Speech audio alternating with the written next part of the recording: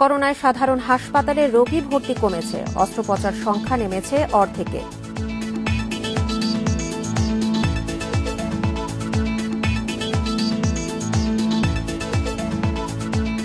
কোরবানির পশুর হাটে বাড়ছে করোনা ঝুঁকি, ট্রেনে পশু বহনে খরচ সর্বোচ্চ ২,৫০০।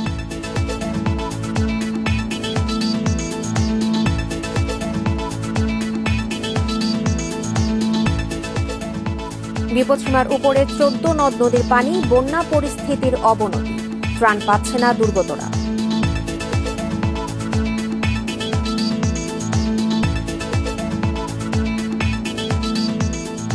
বিদেশ যেতে সরকারি করোনা সনদ বাধ্যতামূলক, জালিয়াতি ঠেকাতে কঠোর নজরদারি।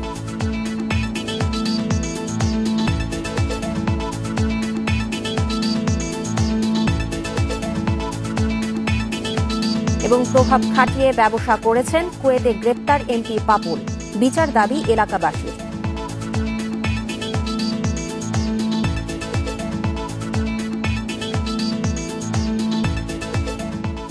স্বাগত বিরতিহীন ইন্ডিপেন্ডেন্ট সংবাদে টানা ১ ঘণ্টা সঙ্গে আছি সঞ্চারী মজিদ তোমা। শুনছিলেন শিরোনাম, এবারে যাচ্ছি পুরো খবরে। করোনার সময়ে অন্য হাসপাতালগুলোতে কমেছে রোগী ভর্তি, অপারেশন, সব ধরনের সেবা। অস্ত্রোপচার, হার্টে রিং পরানো সহ রোগীর সংখ্যা নেমে এসেছে অর্ধেকে। তবে ৩ মাস পর জুলাইয়ে রোগী ভর্তি বেড়েছে বলে জানিয়েছে হাসপাতাল কর্তৃপক্ষ। জাতীয় হৃদরোগ ইনস্টিটিউট ও হাসপাতালে প্রতিদিন ৩ থেকে ৪০০ রোগী সেবা নেন। সারা বছর এখানে সিটের সংকট থাকে, কিন্তু করোনাকালে একেবারে ভিন্ন চিত্র।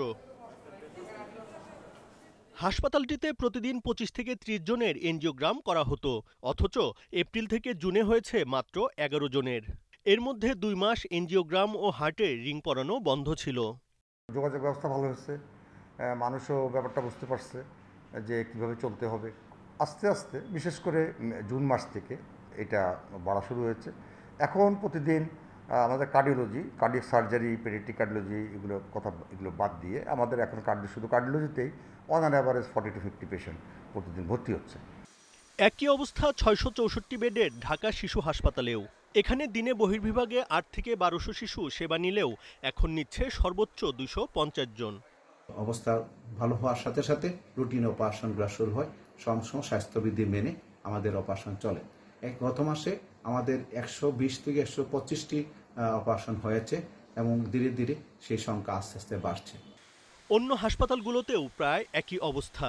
করোনা সংক্রমণের পর মার্চ থেকে রোগী কমতে শুরু করে। জুনে সীমিত আকারে সেবা চালু হলেও জুলাইতে পরিস্থিতি স্বাভাবিক হচ্ছে। Buddhadeb Kundu, independent news, Dhaka. অর্থ আত্মসাৎ মামলায় রিজেন্ট গ্রুপের চেয়ারম্যান মোহাম্মদ শাহেদের বিরুদ্ধে গ্রেপ্তারি পরোয়ানা জারি করেছে আদালত। সোমবার ব্যবসায়ী সাইফুল্লাহ মাসুদের করা মামলায় এই পরোয়ানা জারি করেন ঢাকা মহানগর হাকিম আদালতের বিচারক মাইনুল ইসলাম। এর আগে মোহাম্মদ শাহেদের বিরুদ্ধে অনুসন্ধানের সিদ্ধান্ত নেয় দুদক। কমিশনের উপপরিচালক মোহাম্মদ আবু বকর সিদ্দিকের নেতৃত্বে ৩ সদস্যের একটি দলও গঠন করা হয়। মাইক্রো ক্রেডিট ও MLM ব্যবসার নামে প্রতারণার মাধ্যমে কোটি কোটি টাকা আত্মসাতের অভিযোগ তদন্ত করবে দলটি। সেই সঙ্গে প্রতারণার মাধ্যমে সরকারি অর্থ আত্মসাৎ, আয়কর ফাঁকি এবং অবৈধ সম্পদ অর্জনের অভিযোগও খতিয়ে দেখা হবে। এর আগে বিভিন্ন ব্যক্তি, গণমাধ্যম, সামাজিক মাধ্যম সহ বিভিন্ন উৎস থেকে শাহেদের বিরুদ্ধে পাওয়া অভিযোগগুলো সংগ্রহ করা হয়।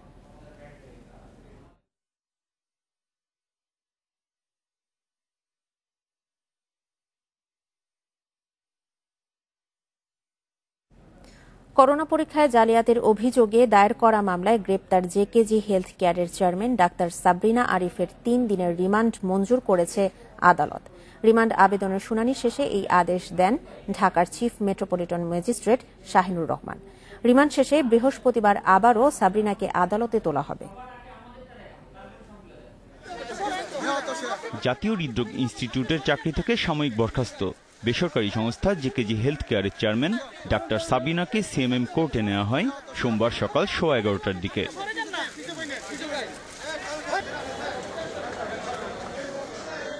এর কিছুক্ষণ পর শুরু হয় সাবরিনার রিমান্ড শুনানি। করোনা পরীক্ষায় ভুয়া রিপোর্ট দেওয়ার অভিযোগে তেজগাঁও থানার মামলায় সুষ্ঠু তদন্তের স্বার্থে 4 দিনের রিমান্ডের আবেদন করেন রাষ্ট্রপক্ষের আইনজীবী। অন্যদিকে সাবরিনার রিমান্ড বাতিল করে জামিনের আবেদন করে আসামিপক্ষ। উভয় পক্ষের শুনানি শেষে সাবরিনার 3 দিনের রিমান্ড মঞ্জুর করেন আদালত। রাষ্ট্রপক্ষের আইনজীবী জানান, অর্থ হাতিয়ে নেয়া ও জাল সার্টিফিকেট দেওয়ার এই সিন্ডিকেটে আরও কারা কারা যুক্ত আছেন তা নিয়ে বিস্তারিত জিজ্ঞাসাবাদের জন্যই রিমান্ড মঞ্জুর করেছেন আদালত। যেহেতু সে প্রতিষ্ঠানের চেয়ারম্যান এবং প্রতিষ্ঠানে ডাক্তার হিসেবেও সে কর্মরত ছিল, সুতরাং তার দায়িত্ব ছিল এই সার্টিফিকেটগুলি প্রদানের বিষয়টা। সুতরাং এই সার্টিফিকেটগুলি কারা কারা জড়িত ছিল, এই জড়িত মর্মে তাদের নাম ঠিকানা যাচাই বাছাই করার জন্য এই আমাদের রিমান্ড চাওয়া হয় মামলা তদন্তকারী কর্মকর্তা। সেই রিমান্ডের আলোকেই আদালত 3 দিন রিমান্ড মঞ্জুর করে। এর আগে রোববার গ্রেপ্তারের পর তেজগাঁও থানায় পুলিশি হেফাজতে রাখা হয় সাবরিনাকে। সাবরিনার প্রতিষ্ঠান জেকেজির বিরুদ্ধে 15,460টি করোনা পরীক্ষার ভুয়া রিপোর্ট দেওয়ার অভিযোগ এনেছে পুলিশ। Biprojit Chanda, independent news, Dhaka. অনুমোদনহীন ও মেয়াদোত্তীর্ণ ওষুধ বিক্রির দায়ে রাজধানীর কাকরাইলে লাজ ফার্মাকে 29 লাখ টাকা জরিমানা করেছে র্যাব। এ সময় জব্দ করা হয় 50 লাখ টাকার ভেজাল ওষুধ। অভিযোগ পেয়ে সোমবার অভিযানে যায় ভ্রাম্যমাণ আদালত।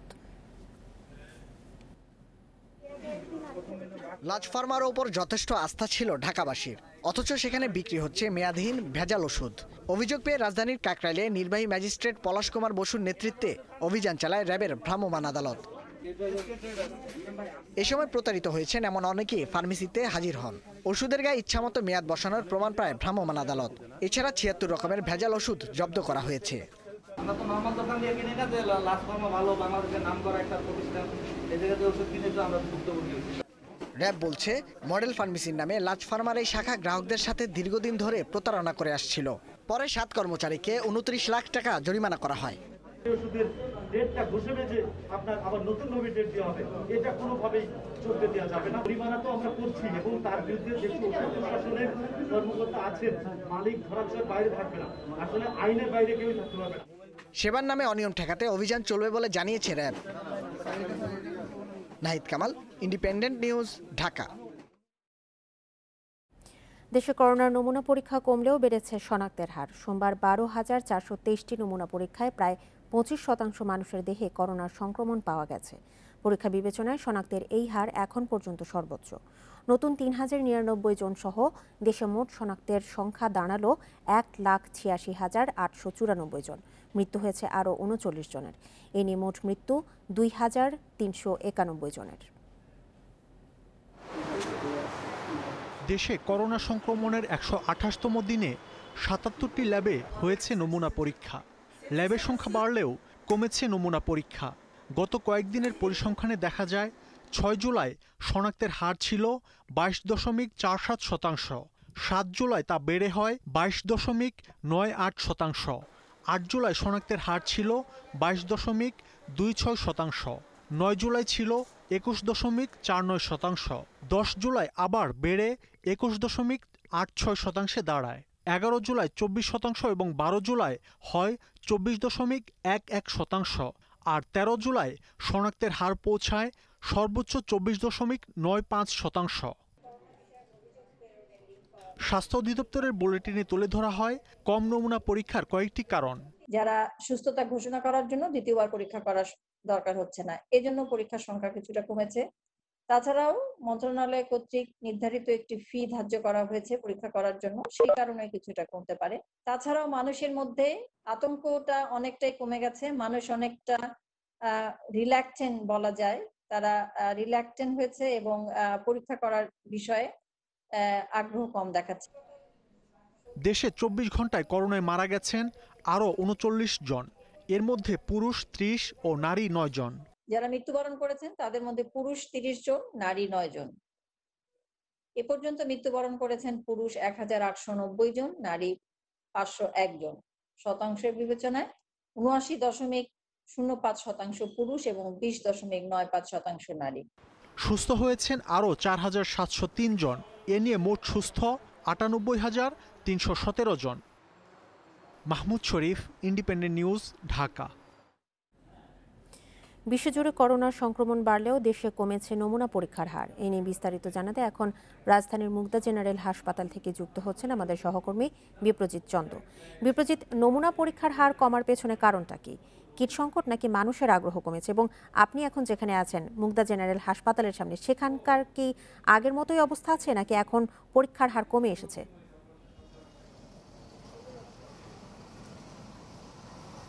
দেখুন, আমি এখন আছি মুগদা জেনারেল হাসপাতালে। তো মুগদা জেনারেল হাসপাতালের চিত্রটি আমি যদি আপনাকে দেখাতে চাই, যে এখানে কিন্তু বেশ কিছু মানুষ সিরিয়াল দিয়েছেন নমুনা পরীক্ষার জন্য।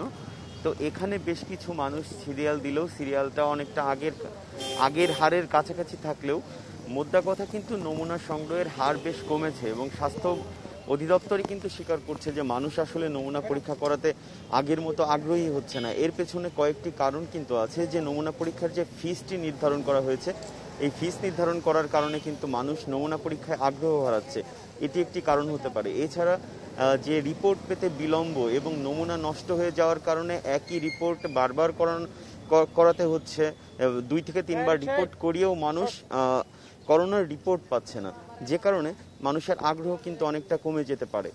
এরকম বিভিন্ন কারণ। আর এছাড়া আপনি জানেন যে সম্প্রতি নমুনা কেলেঙ্কারি এবং নমুনা পরীক্ষার ফল জালিয়াতি নিয়ে বেশ কিছু ঘটনা সামনে উঠে এসেছে। এই কারণেও মানুষ কিছুটা আতঙ্কিত বোধ করছে।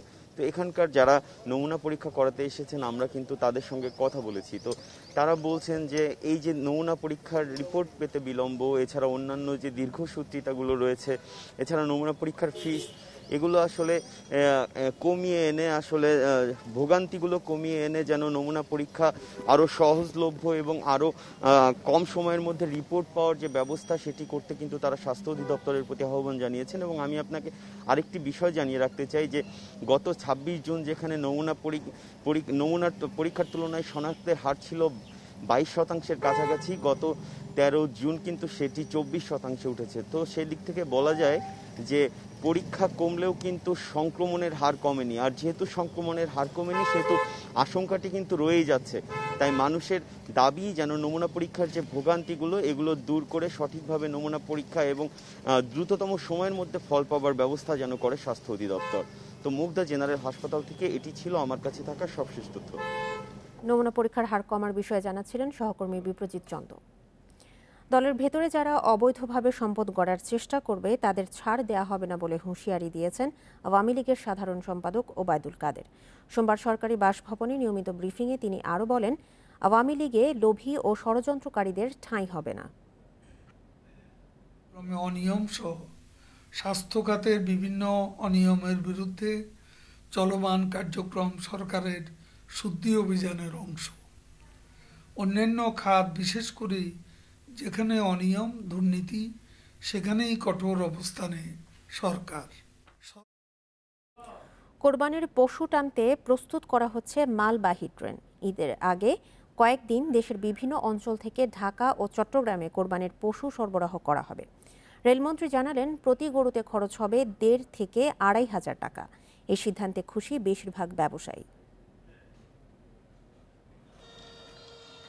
করোনা ঝুঁকি এড়াতে এবার ট্রাকে কোরবানির পশু পরিবহন নিরুৎসাহিত করছে প্রাণী সম্পদ মন্ত্রণালয়। এর বিকল্প হিসেবে মালবাহী ট্রেনে রাজশাহী, পাবনা, নাটোর, গাইবান্ধা, চাঁপাইনবাবগঞ্জ, ফরিদপুর, জামালপুর, ময়মনসিংহ সহ বিভিন্ন অঞ্চল থেকে গন্তব্যে পৌঁছে দেওয়া হবে পশু। ঢাকায় পশু ঢুকতে পারবে তেজগাঁও রেল স্টেশন পর্যন্ত। ক্রেতা, পশু ব্যবসায়ী ও খামারিদের সহায়তায় এ সিদ্ধান্ত হলেও মিশ্র প্রতিক্রিয়া দেখিয়েছেন ব্যবসায়ীরা।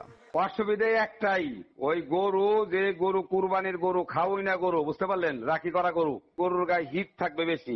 এই গরু গাড়ির ভিতরেই, ট্রাকের ভিতরেই মনে করেন এই অ্যাক্সিডেন্ট করে বলাইতে 2-3টা করে। গরুকে যদি ট্রেনে আনা হয় তাহলে রাস্তায় চাঁদাবাজি মুক্ত হবে, চাঁদাবাজরা আসতে পারবে না, কোনো জঞ্জাট হবে না, মানুষ গরু নিরাপদে তার গন্তব্য স্থানে চলে যাবে। সবচেয়ে মজার ঘটনা হলো, একটি গরু যদি ট্রেনে পরিবহন করা হয় তাহলে তার পরিবহন ব্যয় অনেকাংশে লাঘব হবে। রেল সংশ্লিষ্টরা জানালেন, যেসব বিসি ওয়াগনে পশু টানা হবে সেগুলোর বেশিরভাগই আছে চট্টগ্রামে, কয়েকটি ঢাকায়। চাহিদা অনুযায়ী ব্যবহার করা হবে। রেলের তরফ থেকে এখনো কোনো সার্কুলার পাইনি। সার্কুলার পাওয়ার সাথে সাথেই আমরা ফিটনেস ওয়াগন দিব।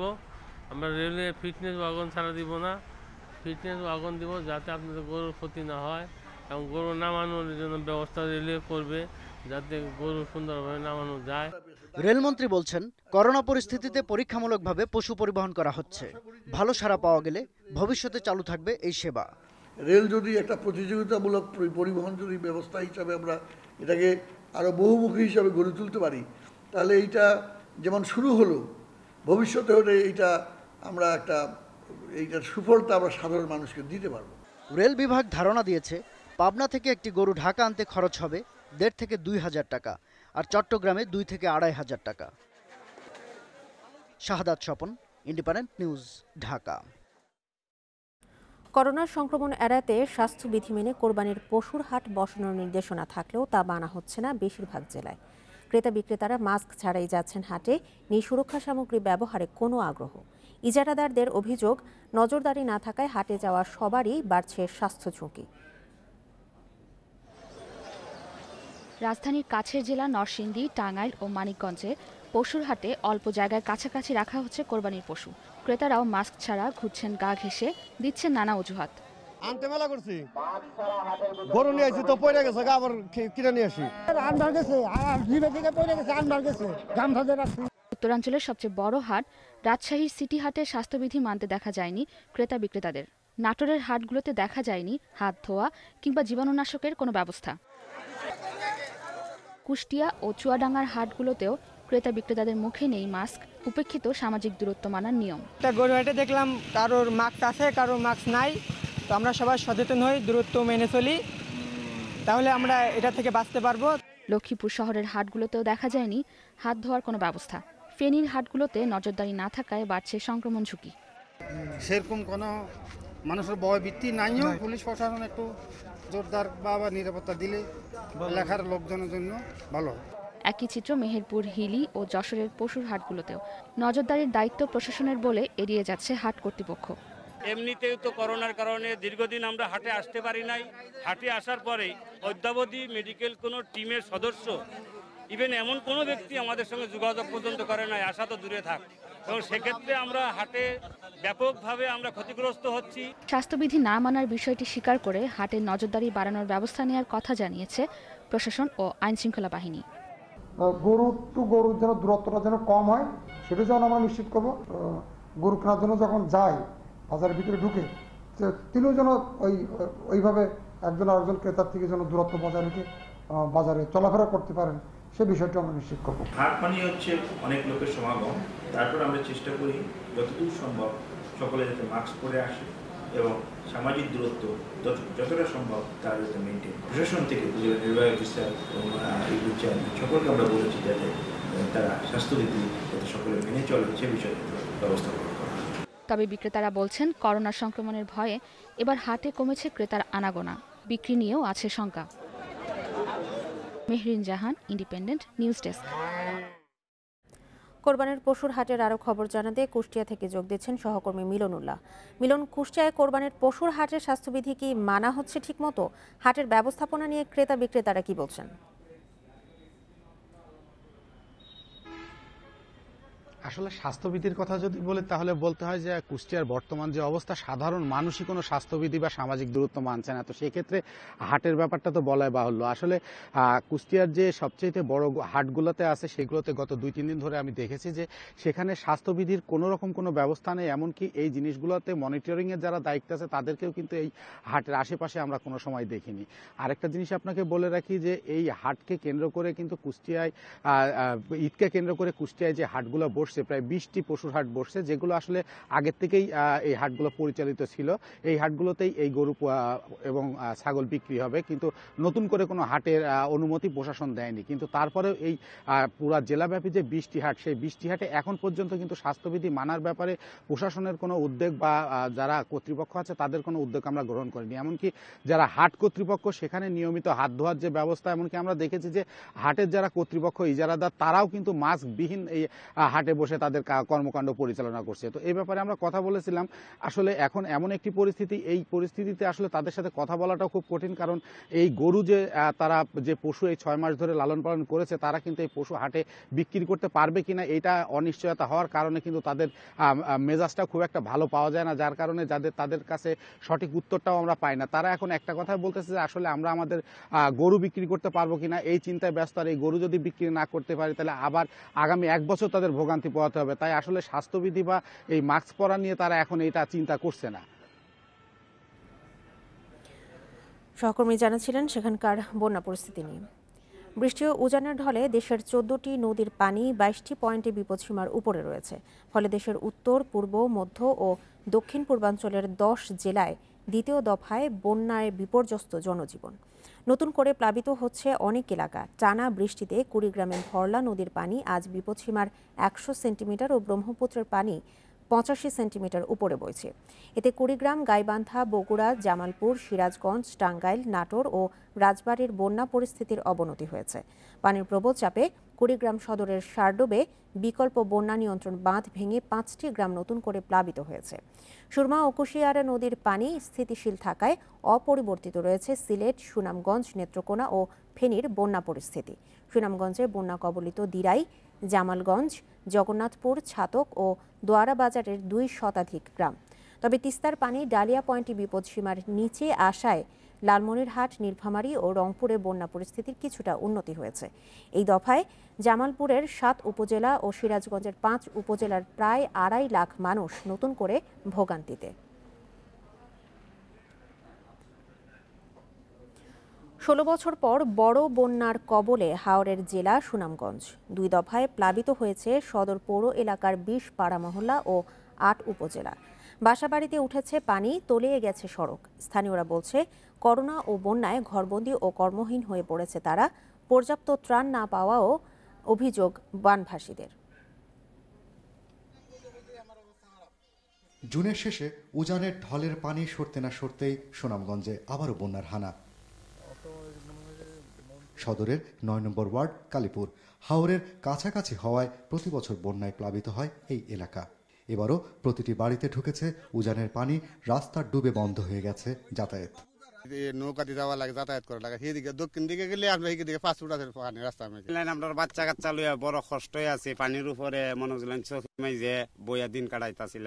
প্রত্যেক বছরই আমরা এই বন্যায় ডুবি আর কি, কিন্তু কেউ আমাদেরকে দেখে না। করোনার কারণে এমনিতেই ঘরবন্দি মানুষ, নেই কাজও। তারপরও বন্যায় আরও শোচনীয় অবস্থা। পৌর এলাকায় নবীনগর, 16 ঘর, মল্লিকপুর, নতুনপাড়া, হাজিপাড়া, বড়পাড়া সহ 20 মহল্লায় প্রায় 20,000 মানুষ পানিবন্দী। অনেকের বাসা বাড়ি তো পানি উঠে গেছে। কেউ এই এলাকার কোনো যে জনপ্রতিনিধি কেউ এই পর্যন্ত এই দিকে যে পানিটা আইছে কেউ কোনো খোঁজখবর নিতেছে না। পৌর মেয়র বলছেন 36 টন জিআর চাল বরাদ্দ হয়েছে। নিচু এলাকার সড়ক উঁচু করতে 30 কোটি টাকার টেন্ডার পাশ হয়েছে। কাজ শুরু হবে ডিসেম্বরে। আমাদের চলমান 30 কোটি টাকার টেন্ডার প্রক্রিয়ার ভিতরে অধীনে টেন্ডার হয়ে গেছে, কন্ট্রাক্টর নিয়োগ হয়ে গেছে। আমরা অলরেডি কাজ শুরু করে দিয়েছিলাম। প্রতি ডিসেম্বরের আপনার পৌর নির্বাচনগুলো হবে। আমরা তার আগে আমাদের ওয়াদা, কমিটমেন্ট পূরণ করব ইনশাআল্লাহ। এদিকে বন্যা পূর্বাভাস কেন্দ্র বলছে, সুনামগঞ্জ ও দিরাই পয়েন্টে সুরমা নদীর পানি বিপদসীমার 31 সেন্টিমিটার উপর দিয়ে বইছে। আগামী কয়েকদিন ভারতের মেঘালয় ও চেরাপুঞ্জিতে ভারী বৃষ্টি হতে পারে। এতে সুনামগঞ্জের বন্যার আরও অবনতি হওয়ার আশঙ্কা রয়েছে। Shahriar Anirban, independent news, Sunamganj. বন্যার সর্বশেষ পরিস্থিতি নিয়ে এখন সুনামগঞ্জ ও জামালপুর থেকে যুক্ত হচ্ছেন আমাদের সহকর্মীরা। শুরুতেই যাচ্ছি সুনামগঞ্জে, সেখানে আছেন আমাদের সহকর্মী শাহরিয়ার অনির্বাণ। অনির্বাণ, সুনামগঞ্জে বন্যা পরিস্থিতি কেমন দেখছেন? ত্রাণ নিয়ে স্থানীয় প্রশাসন কি বলছে? দেখুন, বন্যা পরিস্থিতি গত 3 দিনের তুলনায় এখন যদি বলি যে কিছুটা সুনামগঞ্জ শহরের দিকে একটু উন্নতি হয়েছে। যেগুলো গতকালকে পর্যন্ত পানি ডুবেছিল যে সড়কগুলো, সেই সড়কের পানি কমে গেছে। তবে এর মধ্যে বেশ কিছু নতুন জায়গা কিন্তু প্লাবিত হয়েছে, অর্থাৎ দক্ষিণ দিকে নিচু যে জায়গাগুলো রয়েছে এবং যেসব জায়গাগুলো হাওরের কাছাকাছি সেই জায়গাগুলো কিন্তু প্লাবিত হয়েছে। আমি এখন রয়েছি সড়কে, যেটি হচ্ছে বিশম্বরপুর, তাহিরপুর এবং 3টি উপজেলা জামালগঞ্জ যাওয়ার যে মূল সড়কটি, সেই সড়কের এই সড়কের আপনি দেখতে পাচ্ছেন 2 পাশে থই থই পানি। এই পানি কিন্তু 24 ঘন্টা আগেও রাস্তার উপরে ছিল। পানি সরে যাওয়ার পর রাস্তার দগদগে চিত্রটি এখন ফুটে উঠছে। সড়কের প্রায় এখন পর্যন্ত আমরা জানতে পেরেছি যে স্থানীয় প্রতিনিধি এবং স্থানীয় সরকারের পক্ষ থেকে বলা হয়েছে প্রায় 300 কিলোমিটার এলাকা এই সুনামগঞ্জ এলাকায় এখন পর্যন্ত বন্যায় ক্ষতিগ্রস্ত হয়েছে।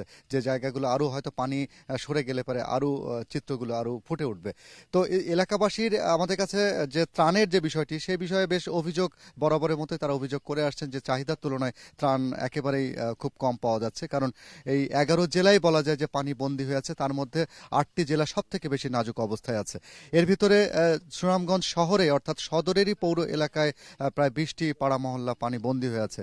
তো সেসব এলাকায় কিন্তু ত্রাণ একেবারে পৌঁছাচ্ছে না, ত্রাণের পরিমাণটাও কম এবং চাহিদার তুলনায় খুবই কম। আর ত্রাণের যে উপসর্গগুলো যে ত্রাণ দেওয়া হচ্ছে যেসব দিয়ে অর্থাৎ শুকনো খাবার, সেই শুকনো খাবারটাও কিন্তু এখন যারা রয়েছেন তারাও এটা গ্রহণ করতে চাচ্ছেন না। তাদের একটু খাবার, ভারী খাবার দরকার এবং পাশাপাশি এখনকার সময় এই করোনার সময় তারা কর্মবিমুখ হয়ে আছে, গৃহবন্দী হয়ে আছে। তো সেই কারণে দুটি প্রভাব কিন্তু এখন একেবারে সুনামগঞ্জবাসীর উপরে একেবারে ছেয়ে বসেছে। গতকালকে থেকে আমরা দেখেছি যে সুনামগঞ্জে গতকালকে সারাদিন খুব ভারী বৃষ্টি হয়নি, তবে গতকাল রাতে থেকে কিন্তু এদিকে সুনামগঞ্জের উপরে অর্থাৎ উত্তরে মেঘালয়ে ভারী বৃষ্টি হয়েছে। তো তার প্রভাবে কিন্তু আজকে সকাল থেকেই গুড়ি গুড়ি বৃষ্টি হচ্ছে, মেঘলা হয়ে আছে। আবহাওয়া অফিসের পূর্বাভাস অনুযায়ী আজকে থেকে ভারী বৃষ্টি হওয়ার সম্ভাবনা রয়েছে। এই ভারী বৃষ্টি যদি আগামী আরও 3 দিন হয় তাহলে কিন্তু সুনামগঞ্জবাসীর জন্য বড় দুর্ভোগ বয়ে নিয়ে আসবে। অনির্বাণ, সঙ্গে থাকুন। এবার আমরা যাচ্ছি জামালপুরে, সেখান থেকে জানাবেন সহকর্মী দুলাল হোসেন। দুলাল, নদ নদীর পরিস্থিতি কেমন দেখছেন? নতুন করে কত এলাকা প্লাবিত হয়েছে এবং বানভাসীদের দুর্ভোগ কেমন দেখছেন?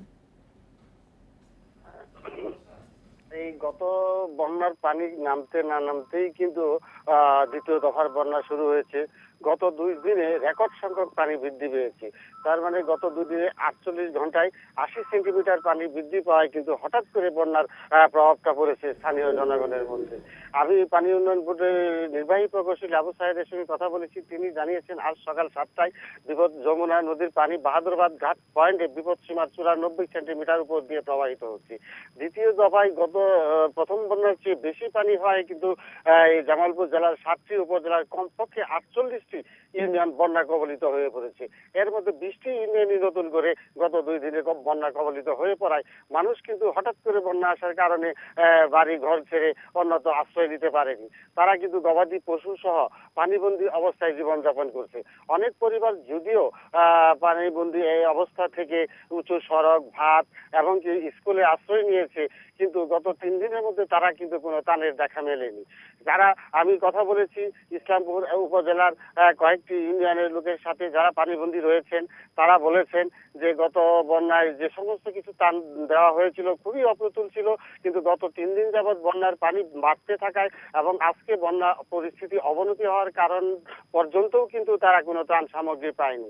এ বিষয়ে আমি কথা বলেছিলাম জেলা প্রশাসনের ত্রাণ ও পুনর্বাসন কর্মকর্তা নায়েব আলীর সাথে। তিনি বলেছেন গত বন্যার শুরু থেকে এ পর্যন্ত 310 মেট্রিক টন চাল, 10 লক্ষ টাকা এবং 4 লক্ষ টাকা, 2 লক্ষ টাকার গবাদি পশুর খাবার এবং 2 লক্ষ টাকা শিশুর খাবারের জন্য তারা বিতরণ করেছে।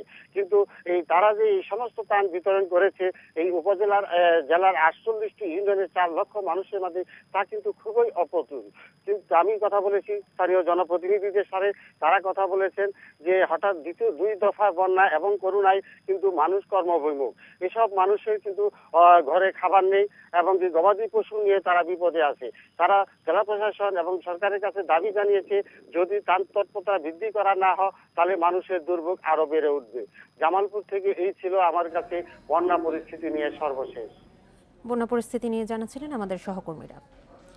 মৌসুমের প্রথম দফা বন্যায় উত্তর পূর্ব ও মধ্যাঞ্চলের বিভিন্ন জেলায় যোগাযোগ ব্যবস্থার ব্যাপক ক্ষতি হয়েছে। কাঁচা পাকা রাস্তার পাশাপাশি অনেক এলাকার কালভার্টও ভেঙে গেছে।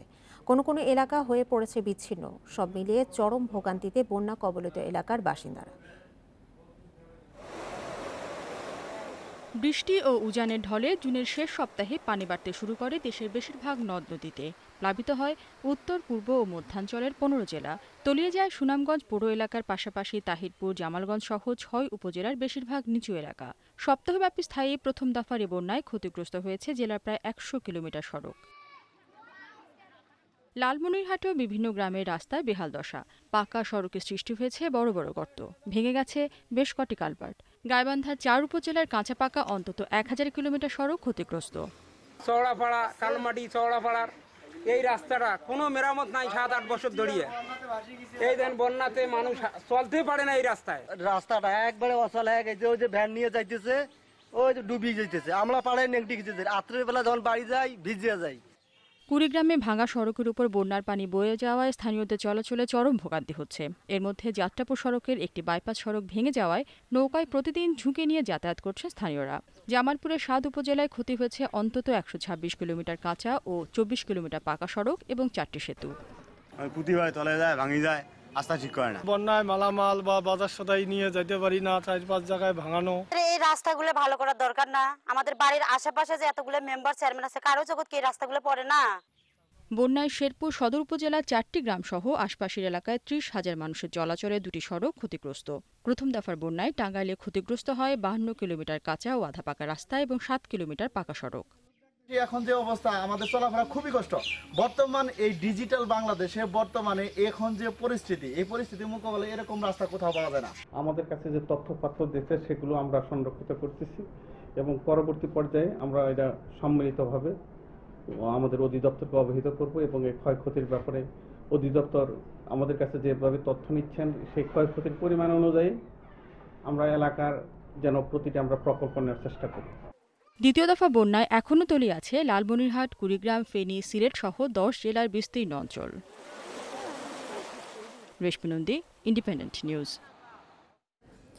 বিদেশ যেতে সরকার অনুমোদিত হাসপাতালে করোনা পরীক্ষা করতে হবে। পাসপোর্ট নম্বর অনুযায়ী রিপোর্ট পাবে ব্যক্তি ও ইমিগ্রেশন বিভাগ।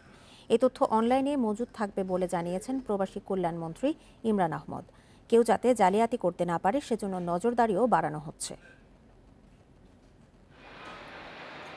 করোনায় প্রায় ৩ মাস বাংলাদেশ থেকে বেশিরভাগ আন্তর্জাতিক রুটে ফ্লাইট বন্ধ ছিল। জুনের শেষ দিকে কয়েকটি রুট চালু হয় সীমিত পরিসরে।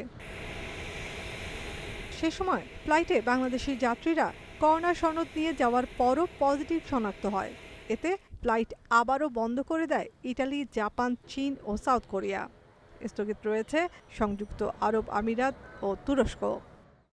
এ অবস্থায় দেশের ভাবমূর্তি পুনরুদ্ধারে বিদেশ ভ্রমণে করোনা নেগেটিভ সার্টিফিকেট সঙ্গে রাখা বাধ্যতামূলক করা হয়েছে। এছাড়া পাসপোর্টধারীর করোনা সনদের সত্যতা যাচাই করতে ইমিগ্রেশনে চালু করা হচ্ছে অনলাইন সার্ভিস। যেহেতু এয়ারপোর্টের সবকিছু অনলাইন কানেকশন আছে, কানেক্টিভিটি আছে, পাসপোর্ট নাম্বার বা আমার আইডি নাম্বার যা আছে ওটা দিয়ে ওরাও কিন্তু ওখানে চেক করে নিতে পারে সার্টিফিকেট এটা ভুয়া না জেনুইন। এই যেরকম কয়েকটা কেলেঙ্কারি হয়ে গেল না, এই ধরনের কেলেঙ্কারি যে না হয়, যাদের পারমিশন আছে ওদের উপরেও কিন্তু আমরা একটা নজরদারি করব। অভিবাসন বিশেষজ্ঞরা বলছেন, এখন বিমানের টিকিট, ভিসা, ভ্রমণ ফি ছাড়াও করোনা সনদের জন্য যাত্রীকে গুনতে হবে বাড়তি টাকা। শ্রমিকদের ক্ষেত্রে এ খরচ সরকারকে বহন করার তাগিদ দিয়েছেন। পরীক্ষার যে খরচের কথা সেটি অভিবাসীদের উপরে সেই চাপটা না পড়ুক, এটাই আমরা অবশ্যই চাইব। বিএমইটিতে যদি একটি পরীক্ষা কেন্দ্র তারা স্থাপন করতে পারে এবং সেটা সরকারি তত্ত্বাবধানে, তবে অন্তত নিশ্চিত হওয়ার কিছুটা অন্তত দায় দায়িত্বটা সরকার নিতে পারে। করোনা সনদ দেখানোর পদ্ধতি দীর্ঘ সময় চালু থাকতে পারে, তাই নীতিমালা তৈরি জরুরি বলে মনে করেন বিশেষজ্ঞরা। নাফিজাতুল্লাহ, ইন্ডিপেন্ডেন্ট নিউজ, ঢাকা।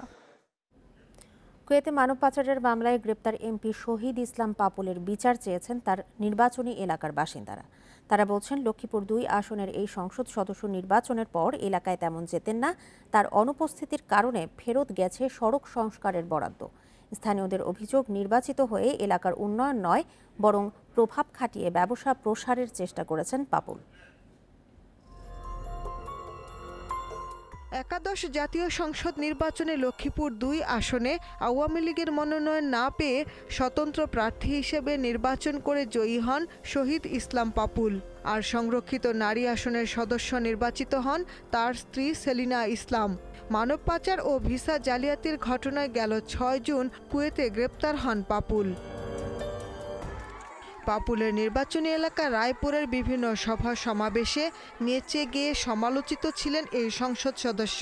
তিনি যুদ্ধাপরাধী মীর কাশেম আলীর ব্যবসায় সহযোগী ছিলেন বলেও দাবি স্থানীয়দের। তাদের অভিযোগ, এমপি নির্বাচিত হওয়ার পর এলাকায় তেমন দেখা যেত না তাকে। নির্বাচনের আগে দেয়া কোনো প্রতিশ্রুতি পূরণ করেননি পাপুল। উন্নয়নের কিছু দেখিনি এবং আমরা এই এলাকাতে তেমন কিছু দেশের মানুষ উন্নয়নের ছোঁয়া কিছু পাইনি। পাপুলের দৃষ্টান্তমূলক শাস্তির পাশাপাশি তার সহযোগীদেরও বিচারের দাবি স্থানীয়দের। শুধু পাপুলের বিচার না, শুধু পাপুলের এমপি হওয়ার পিছনে যারা জড়িত তাদের প্রত্যেকের বিচার হওয়া উচিত। এদিকে স্বতন্ত্র প্রার্থী হিসেবে নির্বাচিত এমপি পাপুল আওয়ামী লীগের কেউ নয় বলছেন স্থানীয় নেতারা। যেহেতু জোটের প্রার্থী নেই, জেলা আওয়ামী লীগ রায়পুরে এসে মিটিং করে আমাদের সকল নেতাকর্মী সকল সহযোগী সংগঠন সবাইকে নির্দেশ প্রদান করে জনাব কাজী শহীদুল ইসলামের ভোট করাবে। ওই দেশের নিয়ম অনুযায়ী যদি উনি অপরাধী হয় তাহলে উনি আইনের গতভাবে শাস্তি পাবেন।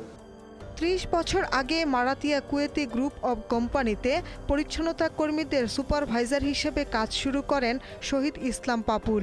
পরে নিজেই হয়ে ওঠেন সেই প্রতিষ্ঠানের স্বত্বাধিকারী। Independent news desk. বেতন ভাতা কমার পর এবার ছাঁটাই আতঙ্কে ব্যাংকাররা। খরচ কমাতে এরই মধ্যে কয়েকটি ব্যাংক কর্মী ছাঁটাই করেছে। করোনাকালে এমন পদক্ষেপকে অমানবিক বলছে ব্যাংকার্স ওয়েলফেয়ার অ্যাসোসিয়েশন। যদিও কর্মী ছাঁটাই না করে আনুষঙ্গিক খরচ কমিয়ে আয় ব্যয় মেলাচ্ছে কয়েকটি ব্যাংক। আমানত ঋণের সুদহার নির্দিষ্ট করে দেওয়ার ফলে ব্যাংকের মুনাফা কমে যাওয়ার আশঙ্কা করছিলেন ব্যাংকাররা। এর ওপর যোগ হয়েছে করোনার ধাক্কা। করোনার কারণে দীর্ঘদিন প্রায় স্থবির অর্থনীতি। লেনদেন কমেছে আশঙ্কাজনকভাবে। ফলে ব্যাংকগুলোতে বাড়ছে লোকসানি শাখার সংখ্যা। আবার ঋণের কিস্তি আদায়ও বন্ধ। ফলে মুনাফা তলানিতে নামার আশঙ্কা করছেন সংশ্লিষ্টরা। পরিস্থিতি মোকাবিলায় অনেক ব্যাংকই কর্মীদের বেতন ভাতা কমিয়েছে। তবে কর্মীদের দুশ্চিন্তা কাটছে না। ঘোষণা দিয়ে ছাঁটাই করছে অনেক ব্যাংক। আবার কোনো ব্যাংকে ছাঁটাই চলছে গোপনে। যারা চাকরিচ্যুত হচ্ছেন বা যাদের প্রত্যেককরণ হচ্ছে তাদের কিন্তু প্রত্যেকের আপনি দেখবেন ফ্যামিলি সাইজ কি, তাদের ছেলেমেয়েরা মাত্র লেখাপড়া করছে, হয়তো কেউ স্কুল গোয়িং, কেউ কলেজ গোয়িং, ম্যাক্সিমাম হয়তো ইউনিভার্সিটি গোয়িং। এই পর্যায়ে যদি একটা চাকরিচ্যুত হয় তাহলে সে দাঁড়াবে। তবে ছাঁটাইয়ের ফলে অন্য কর্মীদের মনোবল ভেঙে যাবে বলে মনে করছেন অনেক ব্যাংক নির্বাহী। এ অবস্থায় খরচ কমাতে ভাড়া ভবন ছেড়ে দেয়া, বিদেশ ভ্রমণ বাতিল করা, প্রশিক্ষণের খরচ কমানোর মতো পদক্ষেপ নিচ্ছে অনেক ব্যাংক ও আর্থিক প্রতিষ্ঠান। আমরা দক্ষতা ও নজরদারি বাড়িয়ে অন্যান্য পরিচালন ব্যয় কমানো এবং বকেয়া ঋণ আদায়কে সর্বোচ্চ গুরুত্ব দিয়েছি। সেই লক্ষ্যে ব্যাংকের সকল শাখার ফ্লোর ভাড়া কমানোর জন্য ল্যান্ডলর্ডদেরকে ইতিমধ্যে চিঠি দেওয়া হয়েছে। এদিকে ব্যাংক খাতে শ্রম আইন পরিপালনে ঘাটতি দেখছেন বিশ্লেষকেরা। তারা জানান, কর্মী ছাঁটাই না করা ব্যাংকগুলোকে সরকার প্রণোদনা দিলে ঝুঁকি কমে আসবে। সরকার সেন্ট্রাল ব্যাংকের যে টার্গেট, মানে কোনো খাতেই যাতে চাকরি এফেক্টেড না হয়, ইকোনমি যাতে রিকভার করে, সেটার জন্য কিন্তু এটা কোনো আমার মনে হয় না যে রাইট ডিরেকশন। বেসরকারি 51 ব্যাংক ও 34 আর্থিক প্রতিষ্ঠানে কর্মী আছেন প্রায় 2 লাখ। এই ভবনটির ভাড়া বাবদ বছরে ব্যয় হতো প্রায় 5 কোটি টাকা। খরচ কমাতে ভবনটি ছেড়ে দিয়েছে এমটিবি কর্তৃপক্ষ। এমন উদ্যোগ নিয়েছে অনেক ব্যাংকই। তারা বলছেন, কর্মী ছাঁটাই না করে অন্যান্য উপায়ে খরচ কমালে তার ফল হবে ইতিবাচক। Ruhul Amin, independent news, Dhaka. পণ্য পরিবহনে পরীক্ষামূলকভাবে শুরু হতে যাচ্ছে ভারত বাংলাদেশ ট্রান্সশিপমেন্ট কার্যক্রম। কলকাতার শ্যামাপ্রসাদ বন্দর থেকে 4টি কন্টেইনার পণ্যের প্রথম চালান 17 জুলাই পৌঁছাবে চট্টগ্রাম বন্দরে। এরপর নির্ধারিত মাশুল পরিশোধের পর সড়ক পথে তা পাঠানো হবে ব্রাহ্মণবাড়িয়ার আখাউড়া স্থলবন্দরে। তবে এই ট্রান্সশিপমেন্টের কারণে বন্দরে বাড়তি চাপের আশঙ্কা করছেন ব্যবসায়ীরা। কয়েক বছর ধরেই চলছে আলোচনা। দীর্ঘ সমীক্ষার পর এবছরের জানুয়ারি থেকে ভারত বাংলাদেশ কন্টেইনারে পণ্য পরিবহনের ট্রায়াল রান শুরুর কথা। কিন্তু করোনা ভাইরাস পরিস্থিতি ও ফি নির্ধারণ সহ নানা জটিলতায় থমকে যায় সে পরিকল্পনা।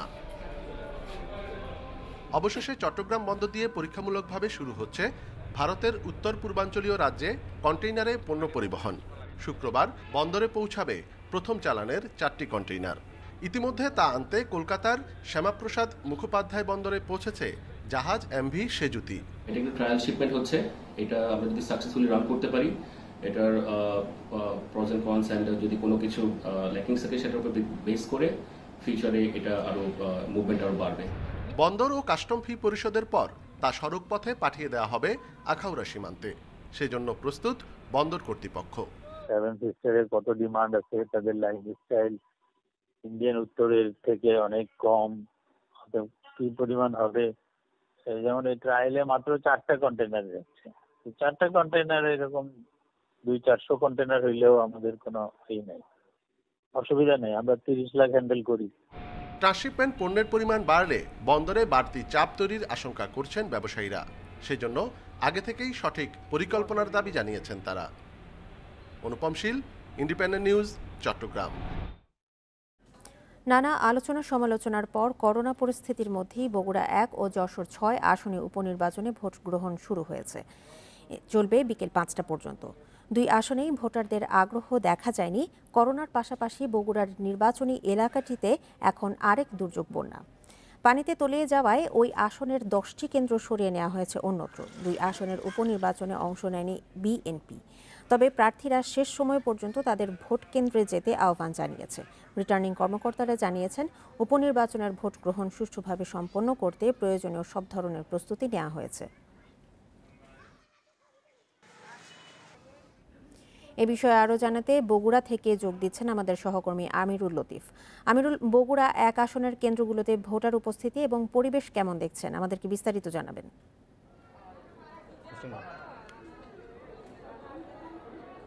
আমি এখন দাঁড়িয়ে আছি এখানকার যে আওয়ামী লীগ প্রার্থী শাহজাহান মান্নান, সাবেক এমপি আব্দুল মান্নানের যে নিজের ভোট কেন্দ্র হিন্দুকান্দি সরকারি প্রাথমিক বিদ্যালয়, এখানে সকালবেলায় আওয়ামী প্রার্থী শাহজাহান মান্নান ভোট দিয়ে গেছেন এবং এই কেন্দ্রটিতে আমি তুলনামূলক নারী ভোটারের সংখ্যাটাই বেশি দেখেছি। এটি হতে পারে যে পুরুষ ভোটাররা হয়তো একটু দেরি করে এসে ভোট দিবেন এবং এইখানে যেটি হয়েছে যে স্বাস্থ্যবিধি মানার যে বিষয়টি সেটি ধীরে ধীরে আমরা দেখেছি যে এখানকার যারা আনসার কর্মী আছেন বা নিরাপত্তা বাহিনী আছেন তারা এখানে যখন কেউ ভোট দিতে আসছেন তখনই তাদের হাতে জীবাণুনাশক স্প্রে করে দিচ্ছেন এবং তারপরে তারা ভোট দিতে পারছেন আর কি।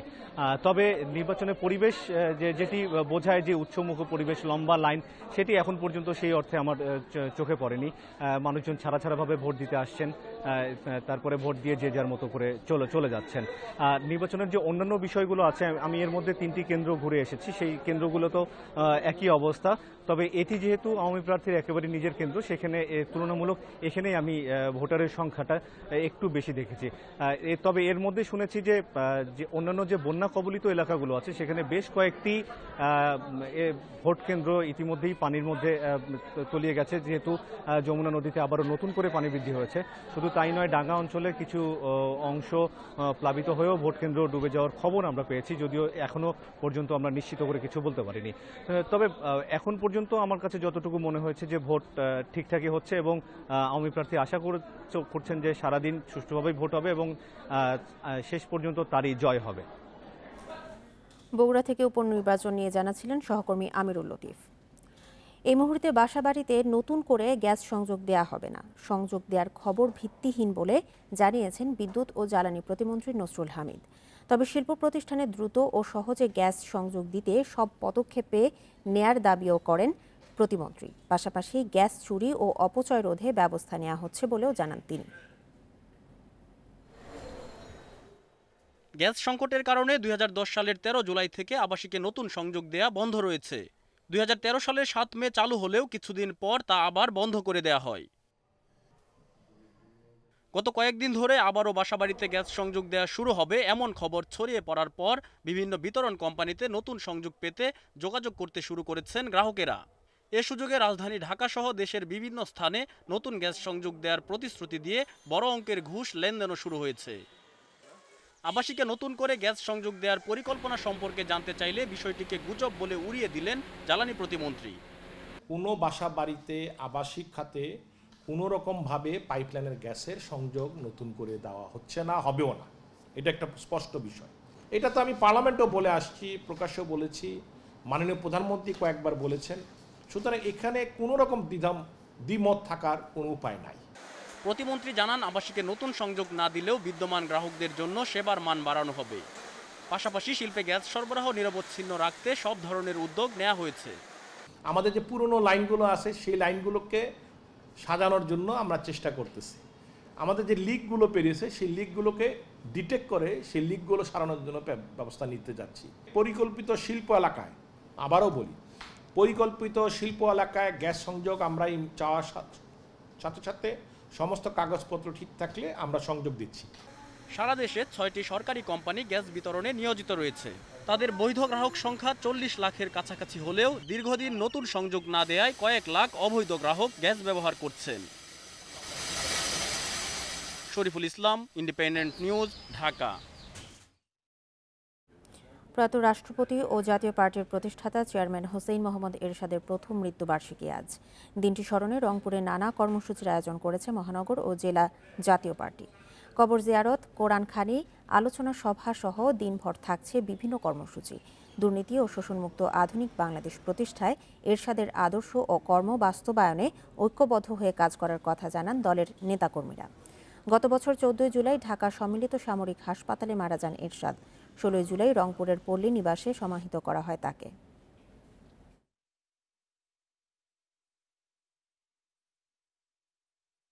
উনি 68,000 গ্রাম বাংলার যে স্বপ্নটা দেখেছিলেন, সেই স্বপ্ন বাস্তবায়ন করার লক্ষ্যে ওই প্রাদেশিক যে বিষয়টা, এটা আমরা চাই যে ওনার ওইটা যেন আগামীতে আমরা বাস্তবায়ন হয়, যে দলই ক্ষমতায় আসুক, এটাই আমাদের চাওয়া। রংপুরের মানুষ কিন্তু তাকে আমরা যথাযথ চেষ্টা করেছি তার পক্ষে ফিডব্যাক দেওয়ার। ওনার ক্লান্তিকালে কিন্তু রংপুরের মানুষ পিছনে ঢালের মতো দাঁড়িয়েছিল, কিন্তু এখনও আছে। হোসেন মোহাম্মদ এরশাদের পজিটিভ দিকগুলো আমরা আমাদের মাধ্যমে তুলে ধরতে পারি দেশবাসীর কাছে। করোনা মোকাবেলায় বিশ্বের অনেক দেশ ভুল পথ অনুসরণ করছে বলে জানিয়েছেন বিশ্ব স্বাস্থ্য সংস্থা। সংস্থাটির মহাপরিচালক জানান, যেসব দেশ সঠিক ব্যবস্থাপনা গ্রহণ করেনি সেখানেই বাড়ছে ভাইরাসের প্রকোপ। স্বাস্থ্যবিধি কঠোরভাবে না মানলে পরিস্থিতি আরও খারাপের আশঙ্কা করেন তিনি। এদিকে বিশ্বে 24 ঘন্টায় শনাক্ত হয়েছে 1,95,000-এর বেশি মানুষ। এ পর্যন্ত আক্রান্ত 1,32,28,000 ছাড়িয়েছে। একদিনে প্রাণ গেছে 3,500-700-রও বেশি মানুষের। এ নিয়ে মোট প্রাণহানি 5,74,000-এর বেশি। 24 ঘন্টায় সবচেয়ে বেশি মৃত্যু ব্রাজিলে। নতুন 770 জনের মৃত্যুর সাথে দেশটিতে মোট প্রাণহানি প্রায় 73,000। এরপরই ভারতে একদিনে মারা গেছে 540 জন। নতুন 23,500 সহ দেশটিতে মোট আক্রান্ত ছাড়িয়েছে 9 লাখ। এছাড়া যুক্তরাষ্ট্রে 465, মেক্সিকোতে 276, ইরানে 203 জনের প্রাণহানি হয়েছে।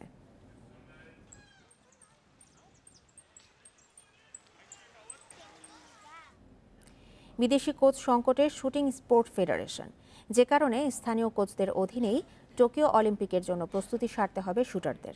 অনুশীলনের জায়গা নিয়েও আছে অনিশ্চয়তা। এদিকে বিদেশ থেকে অস্ত্র আনায় শুল্ক ফাঁকির অভিযোগের দ্রুত সমাধানে জাতীয় রাজস্ব বোর্ডের সহযোগিতা চেয়েছেন ফেডারেশনের মহাসচিব। ওয়াইল্ড কার্ডে টোকিও অলিম্পিকে অংশ নেবে দেশের 2 জন শুটার। করোনা আতঙ্কের মাঝে স্বাস্থ্যবিধি মেনে তাদের অনুশীলনের ব্যবস্থা করার প্রস্তুতি নেওয়া হচ্ছে, কিন্তু অস্ত্রের শুল্ক ফাঁকি ইস্যু, অনুশীলনের জায়গা আর কোচ নিয়ে সংকটে পড়েছে শুটিং স্পোর্ট ফেডারেশন। বিদেশি কোচ নেই।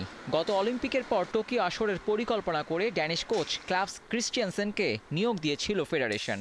তার অধীনে শুটারদের স্কোরেও উন্নতি হচ্ছিল।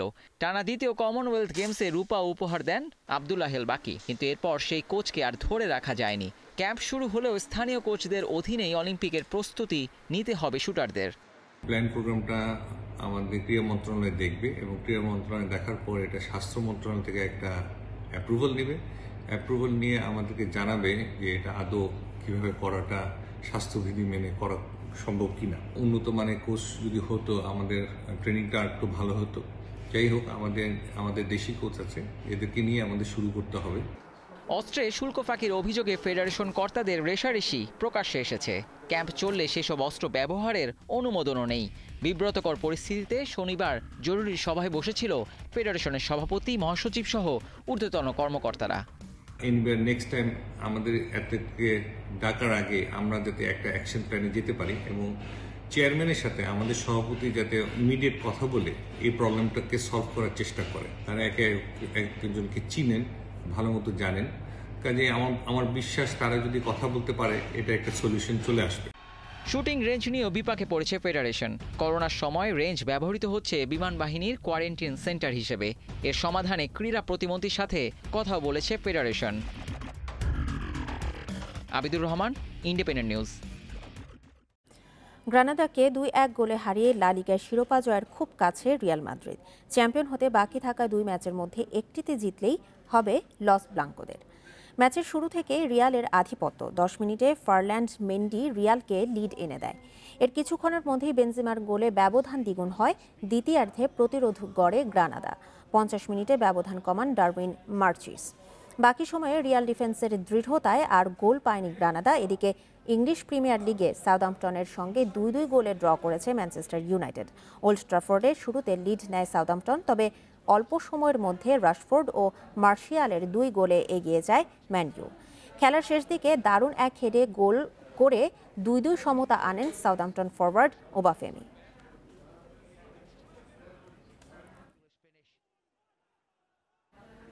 ইউএফার আরোপিত 2 বছরের নিষেধাজ্ঞা থেকে মুক্তি পেয়েছে ম্যানচেস্টার সিটি। আদালতের রায়ে চ্যাম্পিয়ন্স লিগে খেলতে আর বাধা নেই সিটিজেনদের। ম্যানচেস্টার সিটি তাদের অপ্রকাশিত আর্থিক হিসাব পরিষ্কার করেছে। সোমবার এই রায় দেয় ক্রীড়া আদালত।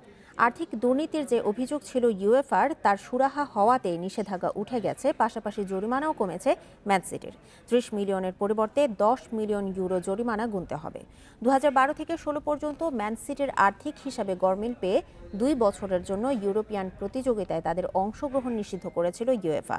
পরে এই রায়ের বিরুদ্ধে কোর্ট অব আরবিট্রেশনে আপিল করে সিটি কর্তৃপক্ষ। আর এই ছিল 1 ঘন্টার বিরতিহীন ইন্ডিপেন্ডেন্ট সংবাদে। ইন্ডিপেন্ডেন্ট টেলিভিশনের সব খবর আরও বিস্তারিত জানতে চোখ রাখুন ফেসবুক, ইউটিউব এবং টুইটারে। ধন্যবাদ সবাইকে।